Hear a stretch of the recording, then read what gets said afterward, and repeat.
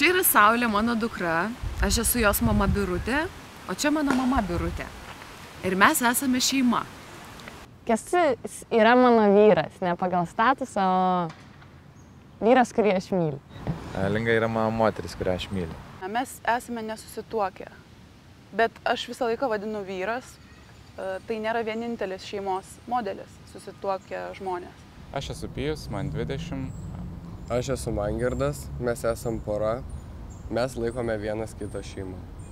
Man šeima yra tokia, kaip pasakyti, bendruomenė, kur vieni kitus palaiko ir puoselėja. Tai tiesiog yra ryšys tarp žmonių. Tau tie žmonės tam tikrų momentų yra svarbesni už patį save.